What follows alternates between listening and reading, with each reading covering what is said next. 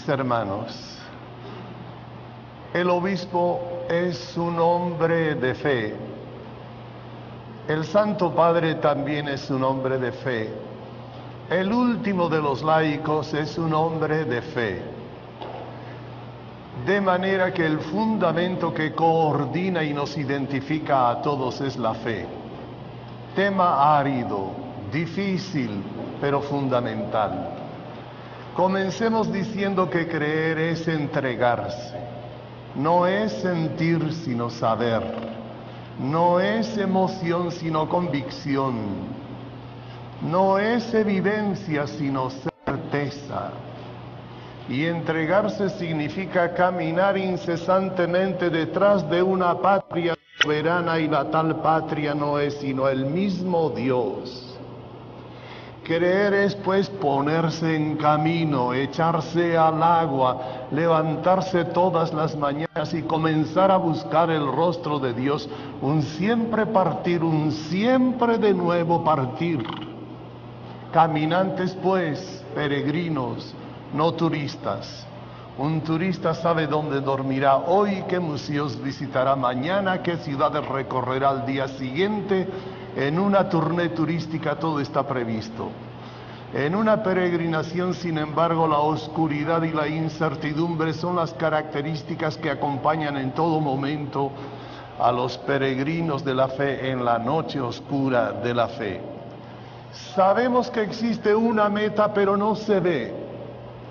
Sabemos que a la palabra Dios corresponde una substancia, a las fórmulas de la fe corresponden contenidos concretos, pero nunca en cuanto estemos en este mundo tendremos la evidencia sensible de poseer vitalmente, de dominar intelectualmente la substancia que corresponde a la palabra Dios.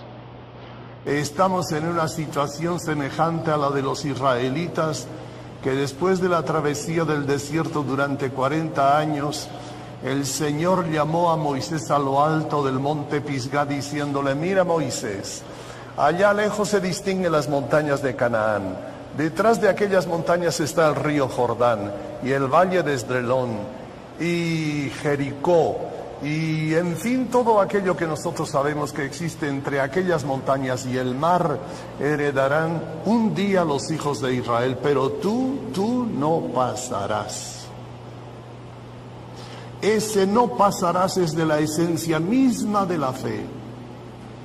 No entrarás en la tierra de la posesión, no poseerás la tierra prometida. Y efectivamente, los pies de Moisés nunca tocaron las montañas de Canaán, nunca se mojaron en el río Jordán, murió caminando. Ciudadano de fe y de esperanza, todo el que espera camina sabiendo que aquellas montañas y aquellas tierras habrían de constituir un día la patria soberana de Israel, pero sin entrar él mismo en la quietud de la posesión. Abraham había vivido durante 75 años y había trabajado tanto que había conseguido una instalación vital magnífica. Tenía rebaños, tenía propiedades, tenía prestigio, el nombre social, el nombre personal, lo tenía todo, pero le faltaba un hijo. El Señor se le presentó un día diciéndole a Abraham: desinstálate, rompe con toda esta situación, ven y sígueme detrás de mí hacia una tierra que ya te indicaré. Y a sus 75 años Abraham se desinstala, rompe con toda aquella situación que tan magnífica que había conseguido durante tantos años, y se coloca detrás de Dios como un corderito sin saber a dónde lo llevaba, en dirección de un mundo incierto. Eso es la fe. De manera análoga nosotros presentimos que alguien está con nosotros, pero no lo sentimos. Lo presentimos como los ciegos, tanteando indirectamente a través de comparaciones, analogías, procesos mentales. Pero cara a cara ya pueden despedirse, nunca nadie. Estamos de noche y en la noche de la fe. Si yo fuera ciego, sabría que tenía aquí delante de mí un objeto, abro los ojos y no veo nada. Y como ciego que soy, comienzo por un proceso de las exclusividades a las deducciones. y voy palpando esto que tengo aquí y digo, esto no es un piano, esto no es una persona, esto no es una pluma, esto... Y voy palpando y palpando y llego a la conclusión y a la meta y digo, pues sí, Señor, esto es una mesa. Hemos llegado a la meta, pero por un camino fatigante, incierto y oscuro. Son los procesos mentales mediante los cuales nuestra alma se va descubriendo las grandes fórmulas de la fe, pero cara a cara ya pueden despedirse. Nunca nadie. Estamos de noche y en la noche de la fe. Dicen por ahí, ¿sabes qué? ¿Qué? Pues que esta noche pasó por aquí alguien. ¿Cómo? Que esta noche pasó alguien por aquí. Pero si tú estabas durmiendo, claro que estaba durmiendo. ¿Te lo dijeron? No me lo dijeron. ¿Tú lo viste a ese alguien? No lo vi. ¿De dónde sacas entonces tanta seguridad de que alguien pasó esta noche por aquí? Ven acá, mira aquí al suelo, ¿no los ves? Aquí están las huellas. Es verdad. Nadie lo vio y todos sabemos que alguien pasó esta noche por aquí. He aquí las dos fuerzas antitéticas y contrapuestas que sostienen el acto de la fe en pie. Completamente oscuro porque nadie lo vio. Y totalmente cierto porque todos lo sabemos. ¿Pero por dónde lo sabemos? Por una deducción mental. Resulta que estas huellas anoche no estaban y esta madrugada han aparecido estas huellas. Señal evidente de que alguien pasó por aquí. Es completa seguridad, es completa certeza y es la completa oscuridad. He ahí la fe. Certeza en la oscuridad. ¿Sabes qué más? Que aquel que pasó esta noche por aquí además era un niño. Pero si tú estabas durmiendo, claro que estaba durmiendo. ¿Tú viste a ese niño? No lo vi. ¿Te lo dijeron? No me lo dijeron.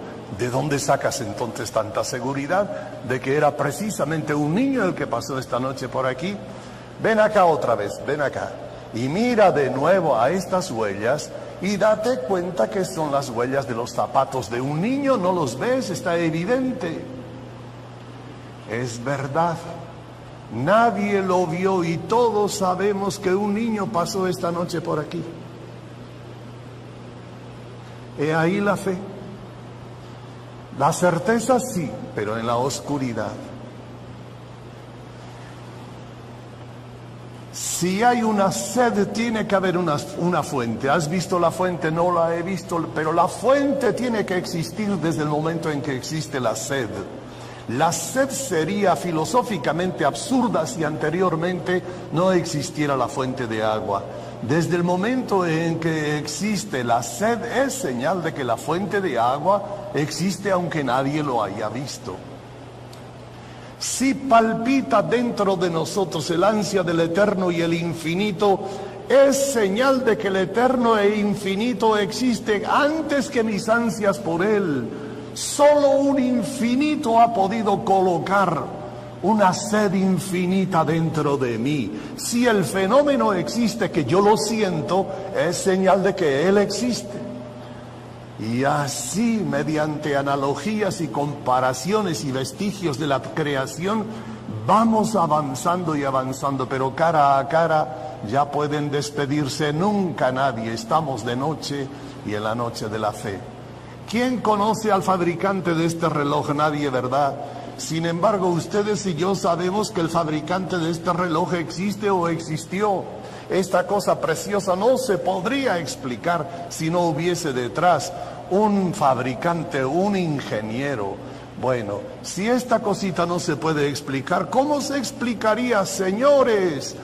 Ese universo literalmente infinito de galaxias, metagalaxias, y cada galaxia con sus millones de estrellas y cada estrella con sus cantidades de planetas y todos con una precisión milimétrica. Si no se puede explicar esto sin un ingeniero o un fabricante, ¿cómo se podría explicar eso si no hubiese detrás un gran geómetra o un gran matemático? Y así, mediante analogías y comparaciones y procesos mentales, Vamos llegando a las grandes certezas de la fe, pero cara a cara ya pueden despedirse. Nunca nadie estamos de noche y en la noche de la fe. Por ejemplo, nosotros nos internamos en un bosque cerrado en un mediodía y de pronto se filtra un rayo de sol y todo el mundo dice y grita: ¡es el sol! ¡Salió el sol!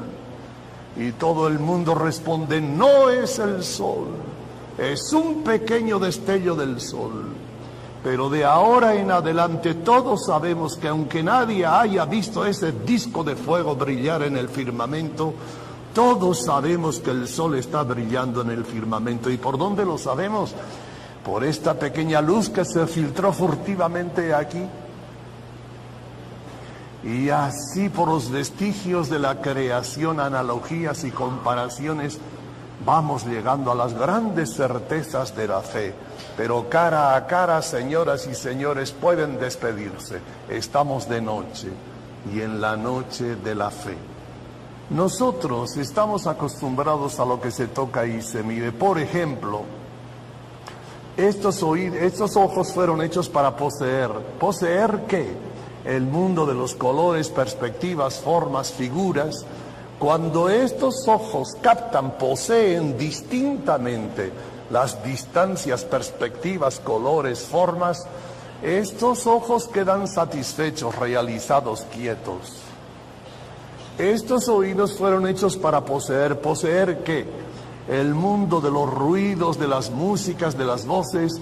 Cuando estos oídos captan distintamente los ruidos y las voces, estos oídos descansan, quedan realizados, satisfechos, quietos. Pero aquí está el misterio final de cada uno de ustedes. Y así el ser humano es un conjunto, un amasijo de potencias complementariamente colocadas, todos nosotros. Potencia visual, potencia auditiva, potencia intelectiva, potencia intuitiva, potencia afectiva, potencia sexual, potencia neurovegetativa, endocrina, etcétera, etcétera, etcétera. Cada una de las potencias tiene su objetivo y los mecanismos para conseguir su objetivo. Y cada potencia, cuando alcanza su objetivo, queda satisfecha, quieta, realizada. Pero mis amigos, aquí está el misterio final de todos y cada uno de ustedes. Tú pones en movimiento todas tus potencias y todas tus potencias alcanzan su objetivo. Y todas tus potencias, una por una y todas juntas, alcanzan su objetivo y de consiguiente quedan en posesión, realizadas, satisfechas y quietas. Y sin embargo tú quedas insatisfecho, inquieto. ¿Qué quiere decir eso? Quiere decir que tú eres otra cosa que la suma de las potencias. Que todo lo que tú eres, empírica, biológica, psicológica, sexual, afectivamente, todo eso no explica lo que tú eres. Ya que satisfecho todo, tú quedas insatisfecho. Señal evidente de que eres un pozo infinito que infinitos, finitos, nunca lo podrán llenar.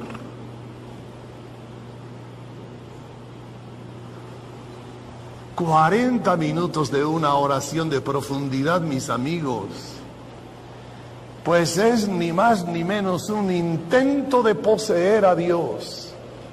que será un preludio de la eternidad... la eternidad que no será otra cosa sino la posesión simultánea y total de la vida interminable. Y en esos 40 minutos de oración de profundidad usted avanzaba en dirección de Dios. ¿Para qué?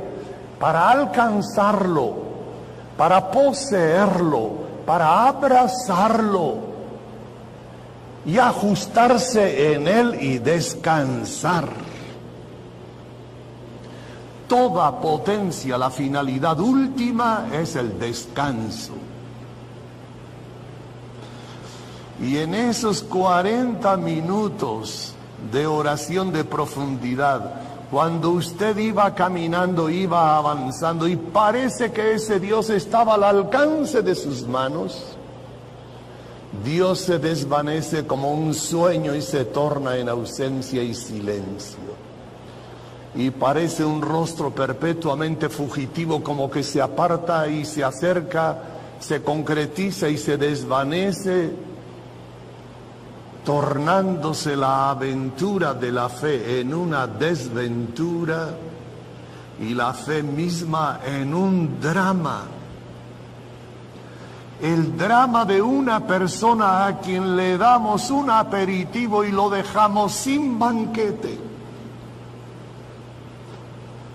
Ya pueden entender el vacío, la contradicción interna, el drama que existirá dentro de todo esto.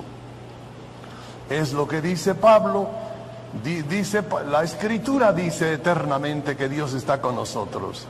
Y Pablo en cambio nos dice que estamos caminando lejos de Dios. ¿Cómo puede ser lejos de Dios si Dios está con nosotros? Está con nosotros en la certeza de la fe, pero está bien lejos de nosotros en el sentido de posesividad, y todos nosotros llevamos potencias infinitas, porque es un infinito el que lo ha colocado dentro de nosotros. Y una potencia infinita no pretende menos que alcanzar, ajustarse en Él y descansar en su objetivo final, que es Dios mismo. Y en ese sentido Dios está muy lejos de nosotros. Es lo que dice el Evangelio: el reino ya está entre ustedes, pero todavía no, Ya sí, pero todavía no. Las primicias sí, el reino no. La figura sí, la presencia no. Y dirá Dios a Moisés un día: las espaldas las verás, pero la cara no. Entonces, el que busca camina, y el que siempre busca y nunca encuentra encontrar en el sentido de posesividad. Entonces esto es un eterno caminar, una odisea inacabable, un eterno caminar, un siempre buscar sabiendo de antemano que nunca lo vamos a encontrar en el sentido de posesividad. Y San Agustín acabará diciendo que encontrar consiste en buscar. Y lleno de contradicciones. ¿Cómo? Si yo soy el eco de tu voz y la voz está en silencio y el eco sigue vibrando, ¿cómo se entiende esta contradicción? Si yo soy la sed y tú eres el agua inmortal, ¿cuándo me vas a saciar? Si yo soy el río y tú eres el mar, ¿cuándo voy a descansar en ti? Y te aclamo y reclamo y afirmo y confirmo y ansío y te necesito y te exijo y suspiro y aspiro a ti. ¿Dónde estás? Eso es la fe. Brazos en alto, pies en movimiento, un eterno buscar, una peregrinación. La peregrinación acabará y aquel día habrán cesado la fe y la esperanza. Resulta que la fe es como una lámpara de luz tenue. Sucede que esta noche todos nosotros hemos venido por un bosque cerrado, en una noche oscura y sin estrellas, y hemos venido en esta noche cerrada con una lámpara de luz tenue, iluminando cuidadosamente el camino para no darnos de cabeza contra los árboles, para no irnos por un barranco abajo, y hemos venido cuidadosamente caminando por el bosque a la luz tenue de una lámpara. Pero ahora, señores, ya salió el sol. ¿Para qué sirve la lámpara si este sol nunca se pondrá? Si hemos llegado al día definitivo, final y eterno, en que el sol nunca se pondrá, ¿para qué sirve la lámpara? para nada, ya la pueden tirar, la fe caducará por sí mismo, ya no tiene sentido intrínsecamente una vez que llegamos a la patria.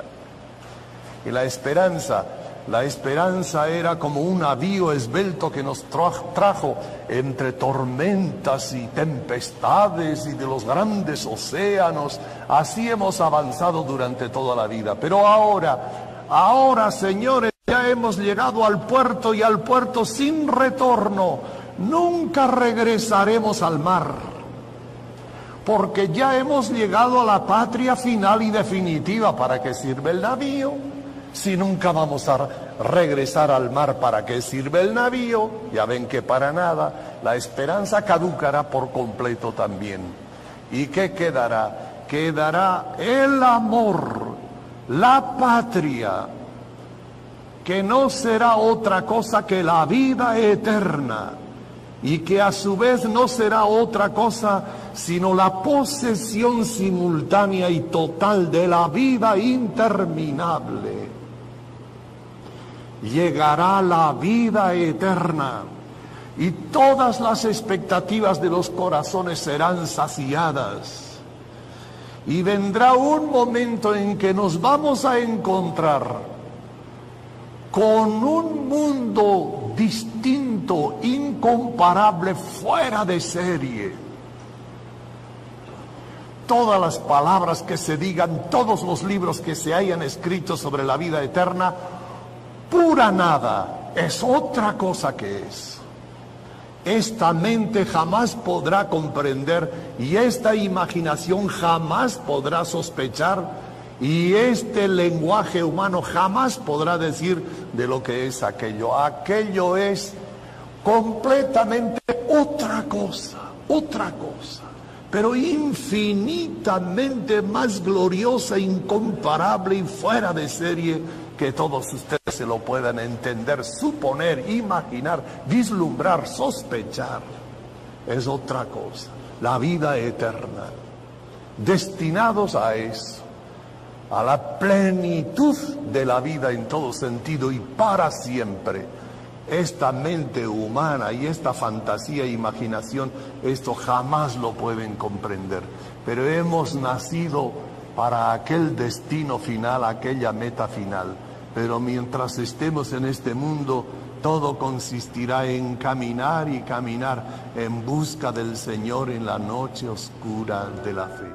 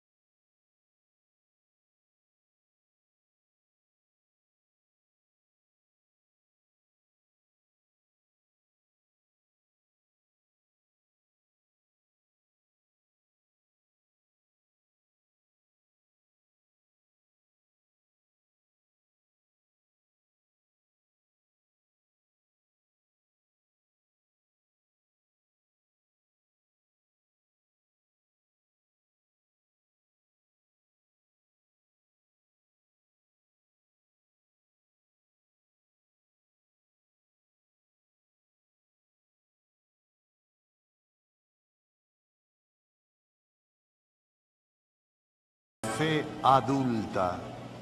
Para entender esta palabra tenemos que acudir al lenguaje común. Adulto en la vida es aquel ser esencialmente de pie, que quiere decir sin apoyos. Infante en la vida es aquel ser esencialmente dependiente, Para vivir, comer, andar, el infante necesita del apoyo del otro. Y la fe adulta no necesita de apoyo, es autosuficiente en el mejor sentido de la palabra.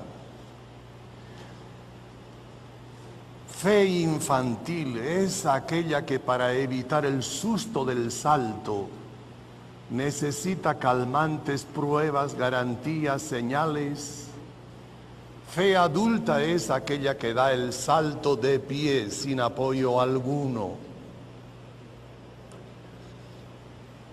María frente a Zacarías es el ejemplo. Zacarías dice: ángel Gabriel, qué cosa bonita me estás anunciando. Nosotros la vida entera suspiramos en tener un hijo y no pudimos tener. Y ahora que somos de edad avanzada, con que ahora vamos a tener un hijo, qué noticia más bonita y feliz me estás dando. Dame una señal de que eso es verdad. Fe infantil. Para creer en el imposible, de que para Dios no existen imposibles, necesitaba tocar, palpar, sentir, ver un fuego, cualquier cosa. A María se le había hecho una proposición mucho más extraña y después de pensar y meditar un poco dice: bueno, pues según tu palabra hágase en mí. Está bien. Fe adulta. No necesitó ni pruebas, ni garantías, ni señales, nada más que la palabra misma de Dios, y hágase en mí según tu palabra. Fe adulta. Nuestra fe pues había sido una fe infantil o de apologética. Era como si dijeran: escúchame, hijo, dicen que lo que tú crees está en contra de la razón, del sentido común y de las leyes cósmicas, ¿verdad? Pues te garantizo una cosa: no hay nada de esto. Y te digo una cosa, que aquel que colocó las leyes las puede descolocar. Y este libro que se llama Evangelio es un libro histórico. Si negamos la historicidad de este libro, tendríamos que negar la historicidad de toda la Biblia, no solamente de la Biblia, sino de toda la historia. Y en este libro histórico se nos dice esto, esto, esto y esto, y en una concatenación lógica entre los principios y las conclusiones, llegamos a la conclusión de que lo que tú crees no está en contra de la razón, sino que es razonable. Así que ya puedes creer tranquilamente. Señoras y señores, ya pueden despedirse. No hay tranquilizantes. En la retaguardia del creyente siempre quedará flotando un algo que sin preguntar pregunte: oye, ¿y si esto no fuese así? Ya está. Esta sola pregunta transforma el acto de la fe en una apuesta. Hay que creer sin ver las cartas. Hay que correr todos los riesgos. ¿Qué quiere decir? Las verdades de fe no son comprobables empíricamente con los instrumentos de comprobación que tenemos para todas las evidencias de la mente humana. Simplemente hay que quemar las naves. Hay que renunciar a todas las seguridades de retaguardia. Si ustedes van a la conquista de una isla, dejan el navío en el puerto, se internan y se encuentran con un número mucho más numeroso y feroz de indígenas, y todos tienen el peligro de ser aniquilados y arrasados ahí mismo, vamos corriendo a la nave, tomamos la nave, vamos a alta mar y nos salvamos. Tenemos una seguridad de retaguardia. Pero si vamos a la conquista de la isla y comenzamos por quemar los navíos, ¿qué sucede? Sucede que la conquista de la isla será una aventura pura y absoluta. Lo ganamos todo, lo perdemos todo. Y aquí en la fe hay que renunciar a todas las seguridades de retaguardia. Hay que quemar las naves. Como Abraham, hay que dejar de lado todas las reglas del sentido común y todos los cálculos de probabilidad. Hay que dejar a un lado las explicaciones que a la hora de la verdad no explican nada. Demostraciones que a la hora de la verdad empíricamente no demuestran nada.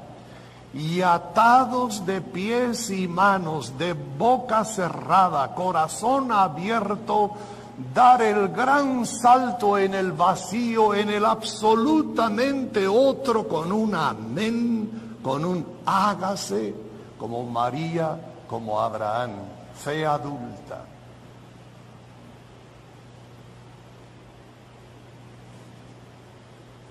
Por eso, mis hermanos, la fe no es una adherencia intelectual a verdades, dogmas, doctrinas, en que se ve la lógica interna entre las premisas y las conclusiones y uno dice, ahora podemos creer tranquilamente. No es eso.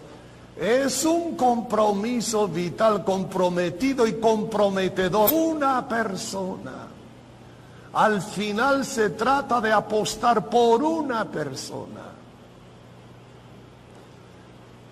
Nosotros podremos decirle a Abraham, Abraham, no es posible. Una mujer a los 90 años nunca ha podido tener un hijo. Está en contra de las coordenadas genéticas y de las leyes generales de la fisiología y en contra de todo lo que se vio en la historia de la humanidad. No puede ser, no es así. Y Abraham nos responderá, hijos míos, todo esto que me está diciendo ya lo sabía yo hace mucho tiempo. Que para nosotros eso es imposible, pues claro que es imposible. Pero para él, señoras y señores, para él todo es posible. Y Abraham salta por encima de las coordenadas genéticas y los principios generales de la fisiología y de la biología, y salta por encima de todo y apuesta por su Dios. ¿Por qué? Porque sabe que para él no existen imposibles. Él es capaz hasta de resucitar a un muerto y de transformar esas piedras en hijos palpitantes.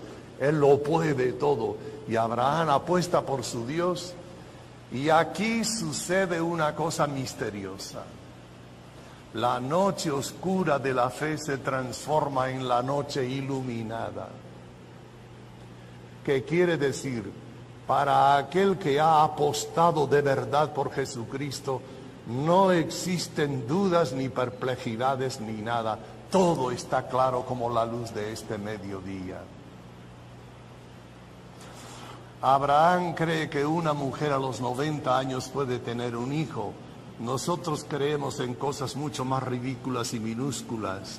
Que en una hostia consagrada esté nuestro Señor Jesucristo simultáneamente y en tantas partes del mundo, es mucho más disparate que el decir que una mujer a los 90 años vaya a tener un hijo.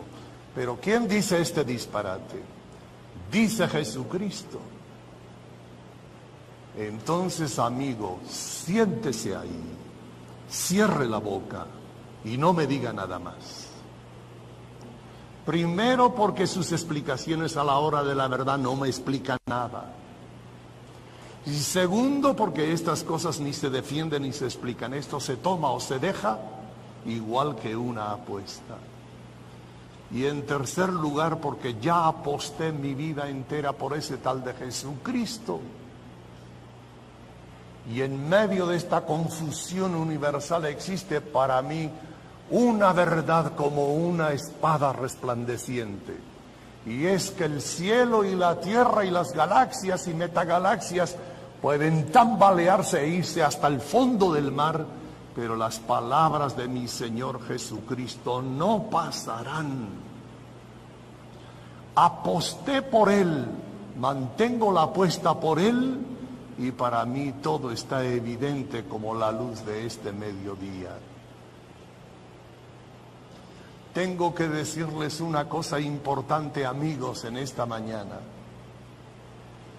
Las verdades, digamos así, todas las dudas intelectuales de fe comienzan allí donde comienza a debilitarse la adhesión vital a Jesucristo. Eso es todo. Cuando el corazón mantiene la apuesta por Jesucristo, Cuando el corazón está lleno de su presencia resplandeciente y resucitada. Cuando Jesucristo es el Señor único de ese corazón, entonces no hay dudas, no hay perplejidades, no hay vacilaciones. Pero cuando Jesucristo ya no es el Señor verdadero del corazón y el corazón está ocupado por otros señores de la tierra, no interesa que Jesucristo sea el Señor. Y viene la necesidad de racionalizar, que quiere decir razones de exportación. Que la iglesia ha hecho tantos disparates en la historia, que papas escandalosos, que la crueldad de la Inquisición y razones de exportación. Pero la única y verdadera razón es una sola, que Jesús ya no es el Señor de ese corazón y viene la necesidad de hablar y de perplejidades y vacilaciones y bueno, todo aquello. En una palabra, la fe es cuestión de vida. Y cuando la vida va bien, la fe va bien. Y al contrario, cuando la vida comienza a cojear, la fe también comienza a cojear. Es cuestión de vida. De todas maneras, es conveniente iluminar este edificio de la fe con conocimientos religiosos, teológicos. Eso es bueno. Pero nadie podrá evitar que bajando las escaleras peldaño tras peldaño, nos encontremos al final con un precipicio en el cual es necesario saltar. Y el precipicio es el siguiente. Me dices que apostaste la vida por un alguien. Y yo te digo, amigo, ¿y si pierdes la apuesta? Me dices que hiciste de tu vida un holocausto renunciando a las cosas más soñadoras. Y yo te digo, amigo, se vive una sola vez y está por demostrarse si esa sola vez acertaste o te equivocaste. Te lo jugaste todo por un alguien y está por demostrarse si ese alguien es quimera o es realidad.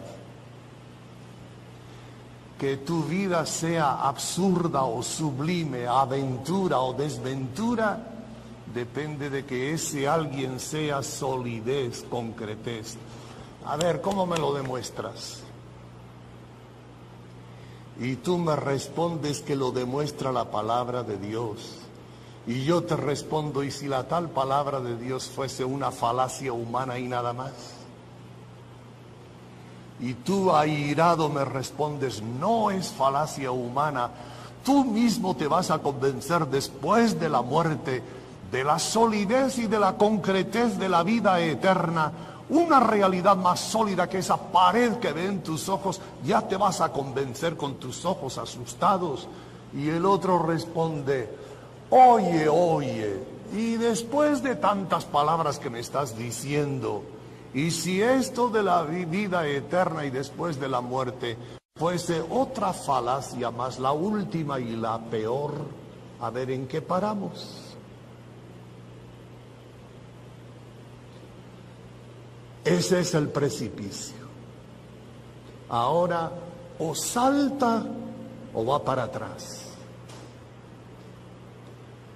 Llegado este momento, mis amigos, el creyente queda sin ningún agarradero sólido, sin ninguna prueba empírica, sin ninguna explicación que verdaderamente convenza. Este es el edificio, la apuesta que hay que realizarlo no una sino muchas veces. que solo es bonito creer en la luz cuando estamos de noche. ¿Qué gracia tiene creer en este momento en la luz si estamos al mediodía? Que cuando todo me diga que no, yo digo que sí. Que aunque estuviese deseando de morir, yo creo. Aunque veo a los niños llorar y a los hombres odiar, yo creo. Aunque tengo la impresión de que este mundo está entregado a la fatalidad, a la injusticia, al egoísmo y a la brutalidad, y da la impresión de que detrás de todo esto no existe una mano providente, ni una mente rectora, yo creo. Mis hermanos, las campanas doblan a muerto día tras día y las flores se van al basurero y aquí no existe más que desorden intrínseco y absoluto y parece que no hubiese razón alguna para creer. Yo creo. Esta es la fe que traslada montañas y da al cristiano una consistencia indestructible. Repito, solo es bonito creer en la luz cuando estamos de noche.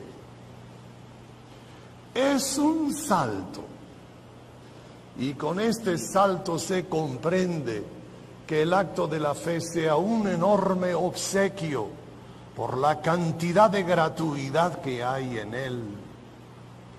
La fe es un don de Dios y el primer don de Dios, pero de parte de ustedes es un acto fundamental de gratuidad y de consiguiente de amor.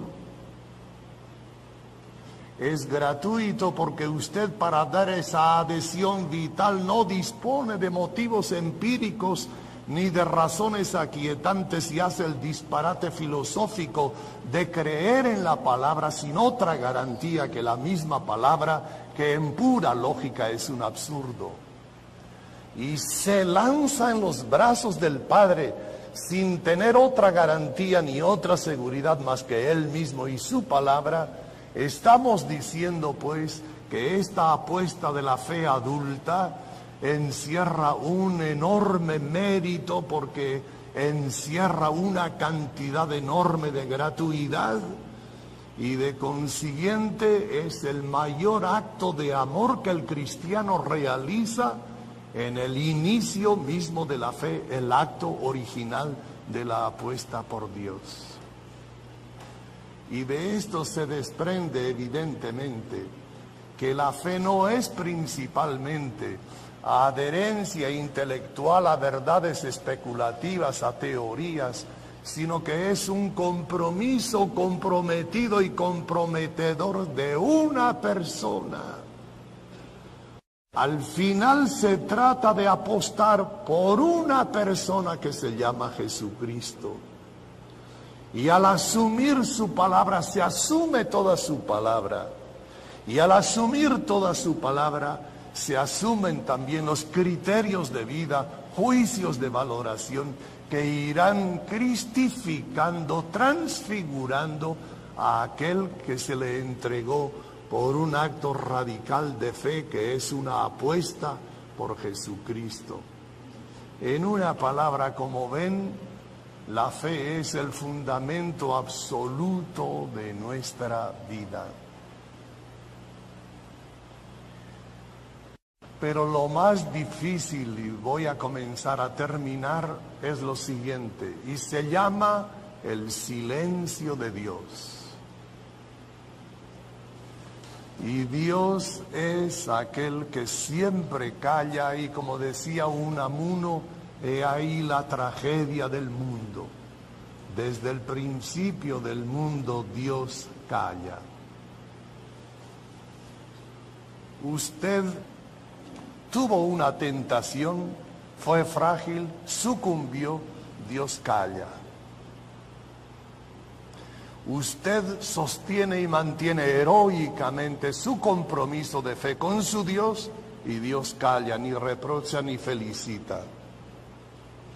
Usted dice, mi Señor Jesucristo, por tantos años de infidelidad y sobre todo de cobardía y tanta cosa que he tenido a lo largo de mis años, en esta noche me quedaré en esa capilla silenciosa y oscura, aunque me caiga pedazos de sueño y de cansancio, para compensarte siquiera un poco por tantos años de infidelidad y de mediocridad. Y se queda efectivamente usted toda la noche, y toda la noche habla usted y el otro calla toda la noche, y a la mañana siguiente, al salir de la capilla, no escuchará la voz de un amigo que le diga, hijo mío, muchas gracias por la visita. Nada, toda la noche en silencio y a la mañana siguiente en silencio. El silencio de Jesucristo en la Eucaristía pone los pelos de punta. Todo el edificio de las normalidades, podríamos decir, como una pirámide, se va desmoronando y todo se va al suelo. ¿Qué quiere decir? Los ojos no ven nada, los oídos no oyen nada, el tacto no siente nada, todos los sentidos fallan y allí no queda otra cosa más que lo que dice la Iglesia, el supremo misterio de fe, y yo agrego, porque está en el supremo silencio. Ustedes salen ahí al jardín, hablan los pájaros, habla el viento, hablan las estrellas, todo el mundo habla, pero Dios calla. Usted va viviendo, se va cansando de tantos mandamientos y prohibiciones de esta religión y dice, no vale la pena, una sola vez se vive, este plato no se repite, y una sola vez se vive, y francamente esta sola vez que me ha tocado vivir, mi vida no es nada gratificante, así que mejor vamos a cambiar, y va abandonando los compromisos de Dios, va abandonando todo y vive como si Dios no existiera, y Dios calla. Y usted va viviendo con una terquedad obstinada y fidelidad altísima, todos los compromisos asumidos desde los días de su bautismo, por hablar de alguna manera, y se mantiene en fidelidad hasta el último aliento de su boca, y Dios calla, ni reprocha ni felicita. Es un silencio demoledor que va destruyendo todas las seguridades y comienza a surgir desde debajo de la tierra, desde debajo del mar, o desde debajo de la conciencia, o desde ninguna parte, que le dicen, ¿qué le dicen? Aquella pregunta del Salmo 43, oye, ¿dónde está tu Dios?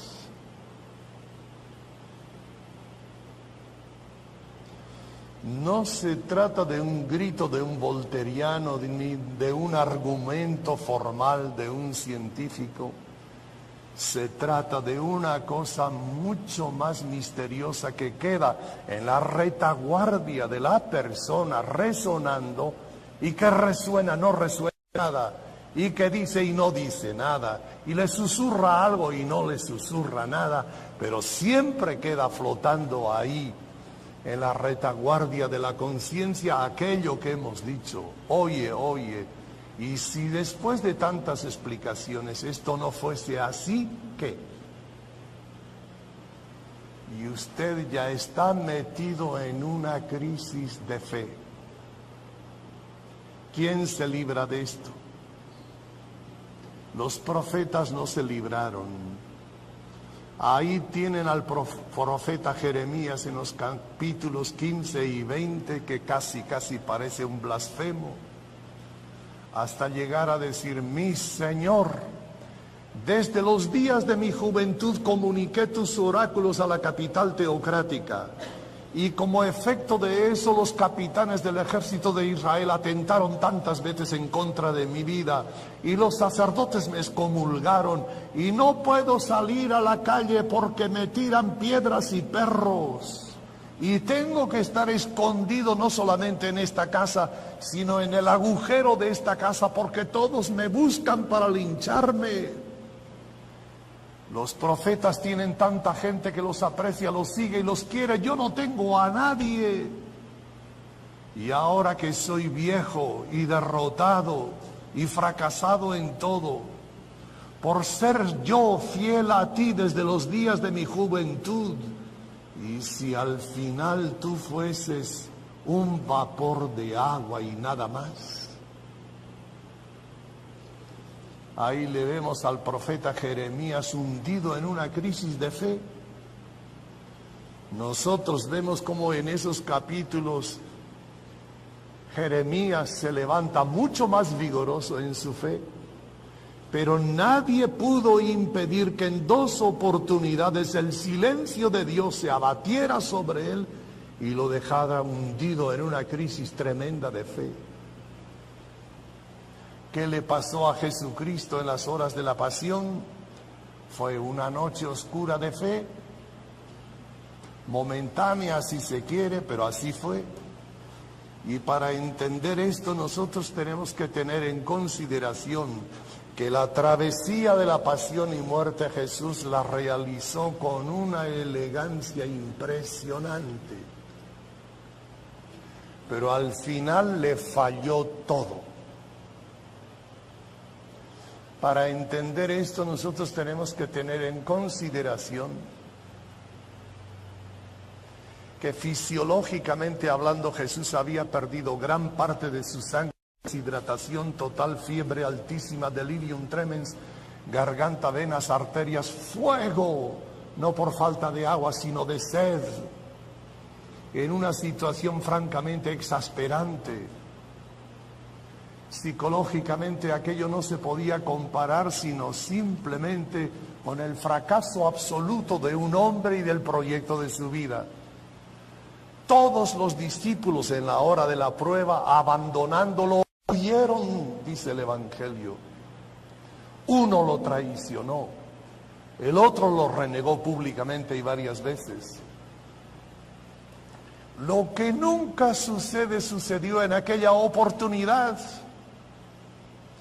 Que los que nunca se sientan en una misma mesa porque son enemigos irreconciliables entre sí, Israel y Roma, Pilatos, Caifás y Herodes, el pueblo y las autoridades, nunca se sientan en una misma mesa porque no se miran a la cara, son enemigos irreconciliables entre sí. En esta oportunidad se sentaron amigablemente para decidir sobre este hombre y para concluir que no merecía vivir y que debía ser expulsado de la tierra de los vivientes. ¿Cómo se llama esto, señores? ¿Han conocido un personaje en la historia que sea, en los parámetros humanos, más fracasado que Jesús de Nazaret? Difícilmente. Pero si el Padre estaba con él, lo tenía todo. Quien a Dios tiene, nada le falta. Pero de pronto comenzó a sentir en su interior, yo no sé cómo decirles, como una sensación confusa de vacío, de ausencia, como si el Padre también lo hubiese abandonado, como si el Padre también lo desautorizara para seguir existiendo, como si el Padre también se hubiese pasado al bando de los enemigos, como si el Padre repentinamente se hubiese tornado en distancia sideral, en vacío cósmico, vapor de agua, simplemente la nada. ¿Por qué me has abandonado? Náufrago en la solitariedad más absoluta y cósmica, el pobre Jesús. Pero fue en este momento cuando Jesús supo distinguir el sentir y el saber de la fe. En este momento. Aquello fue como si el Padre, como si Jesús dijera: Padre mío, lo que yo siento dentro de mí es un desconcierto. como si yo hubiese sido víctima de mis propias alucinaciones, como si todo lo mío hubiese sido una fantasía, un sueño. Eso es lo que siento, pero lo que sé es otra cosa.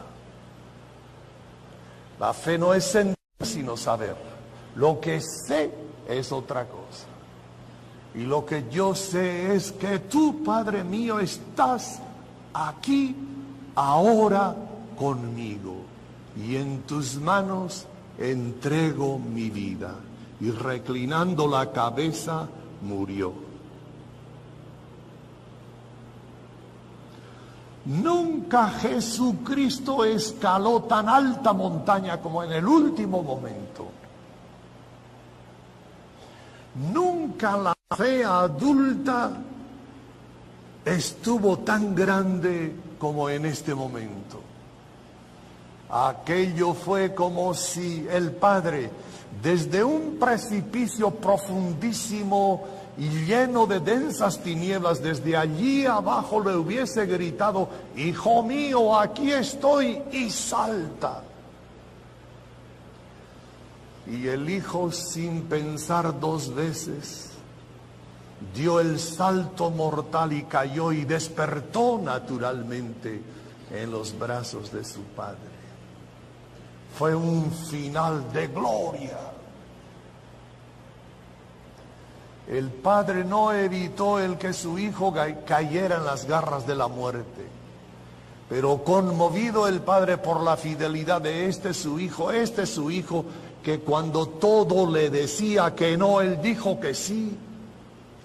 Cuando tenía más motivos para pensar que había sido víctima de alucinaciones o de ilusiones, él mantuvo su apuesta por su padre hasta las últimas consecuencias. Conmovido el padre por la fidelidad de este su hijo, entra en el reino de la muerte, rescata a la vida, le da la resurrección y la inmortalidad y determina que el universo entero deba doblar las rodillas para gritar hasta el fin del mundo que Jesucristo es el Señor. Por su fidelidad. Y Pablo, escribiendo a los Corintios, les dirá que Jesús no es un sí y no. Sí cuando sopla la brisa y no cuando sopla el viento. Es un sí categórico, incondicional, absoluto. Y la carta a los Hebreos nos dirá una expresión misteriosa, enigmática.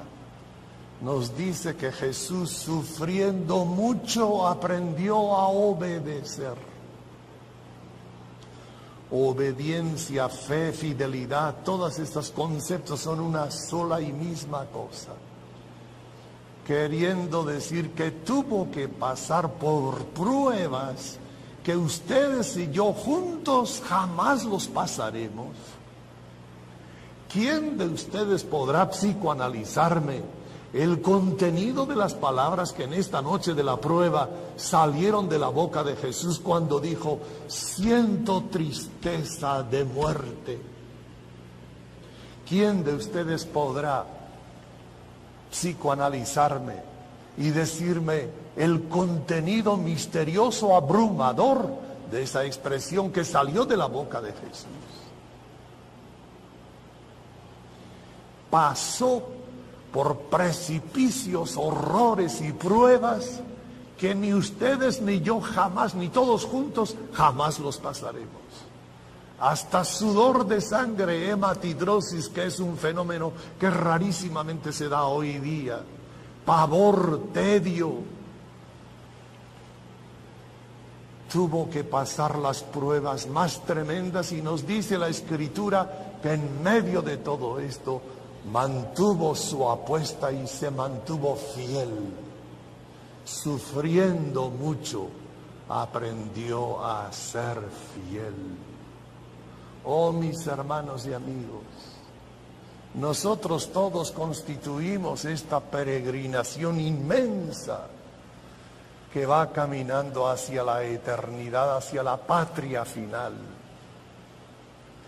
Pero al frente de esta peregrinación donde formamos parte, el primer peregrino que abre la marcha es aquel que sufriendo mucho aprendió a obedecer.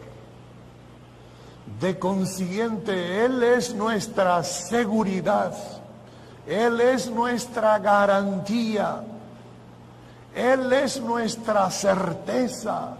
Hemos apostado, dirá Pablo, y sabemos que hemos acertado en la apuesta. No nos hemos equivocado, no podemos fracasar, no fracasaremos.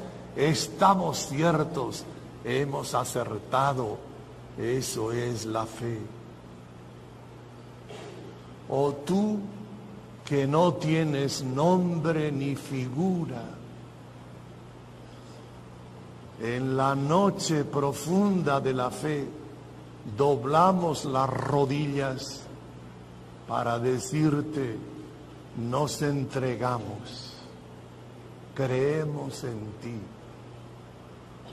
Y la seguridad nos asiste, y la certeza nos asiste, y gozosos vamos a continuar en esta peregrinación.